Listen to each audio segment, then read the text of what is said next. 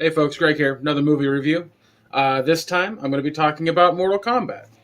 It came out about a month ago, a month and a half ago, I don't remember which, but I forgot to do a review, so here's my quickie review of what that movie is. If you haven't had a chance to see it, I think it's still on HBO Max, I could be wrong.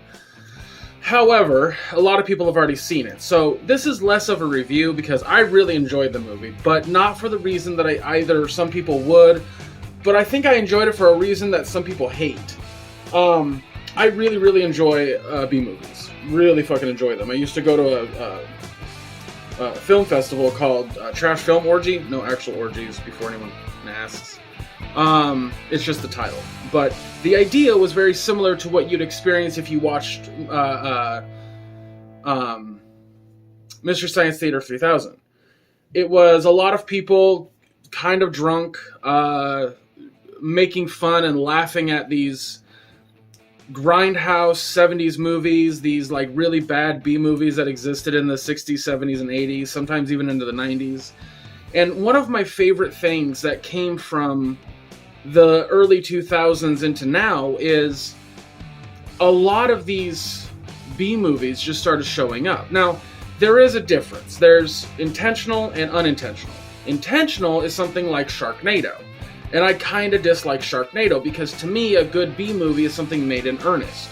And by that I mean it has to be made with the intent of it being a good movie.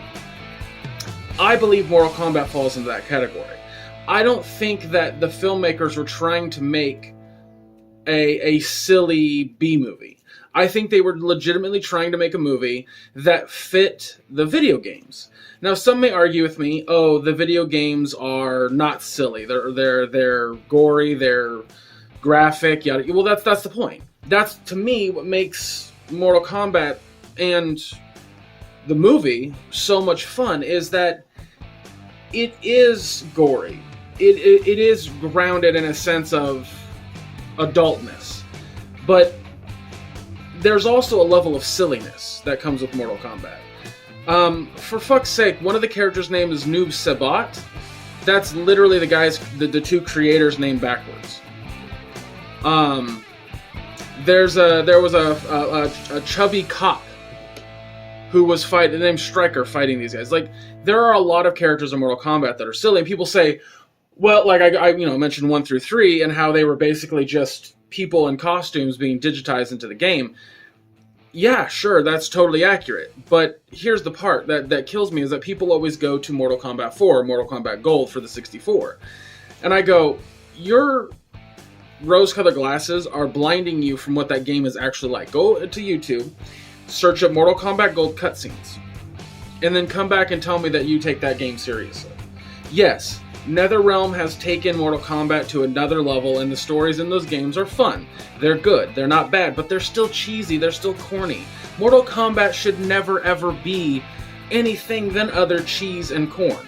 Period. Like, it's, to me, what makes these movies fun. That being said, I genuinely believe that what they did with Cole was intentionally to be good.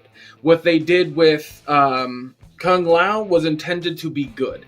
They wanted to sprinkle references to the games while also being somewhat of a comedy movie.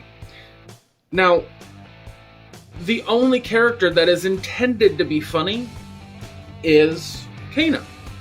Every other character was not intended to be funny. But boy oh boy is it ever fucking funny. It's hilarious. I laughed hard at that movie. There are some moments that are so cheesy and so corny that I had to pause, I was laughing so hard. There was a moment that I rewinded 3 different times because it was so fucking funny. But it wasn't intended to be funny, and that's what makes it so great. And when I watch a B movie, when I watch a movie that does that, I love it. This is why I love the Fast and the Furious movies. None of those movies intend to be unintentionally funny. They're not trying to make me laugh at a fucking 22-mile runway or driving a safe through the city that defies physics. They're not trying to make me laugh with that stuff. They're trying to entertain me. But I find it immensely funny. A lot of people talk about their favorite B movies, and like they always go to The Room or Manos, Hands of Fate, or Troll 2. And don't get me wrong, I love those movies too. They're fucking great. But there are so many more B movies that are absolutely wonderful to watch. And I love this age that we're in now where filmmakers have gone, fuck it. What makes the most money in the theater is not super cerebral, in-depth, character studies. It's, let's put a magnet in a car that ruins a city street because my 8-year-old son said that would be cool. And if you don't know what I'm talking about, go look up how they decided to make that for Fast and the Furious 9. Legitimately, it was his son. I love it to death. So that's my argument on why Mortal Kombat is a good movie and not a bad movie. But if you don't enjoy what I'm talking about when it comes to B movies, then I kind of understand people not liking it. But anyway, that's my 2 cents. I think Mortal Kombat was a really fun movie. I can't wait for the sequel, and I want none of them to be taken seriously. I want them to be as silly as this one was, because it was just too much fun. So, anyway, guys, that's going to be it for me on a review for Mortal Kombat. Go watch it if you haven't. Like I said, I think it's still on HBO Max. It's a lot of fun. All the links to All Queued Up Podcast and everything associated with All Queued Up are down below. You can follow me on all socials under Chub Rock Geek. And you can check out the new episode of the podcast every Friday on allqueueduppodcast.com. So, again, thank you guys so much, and I'll see you next time.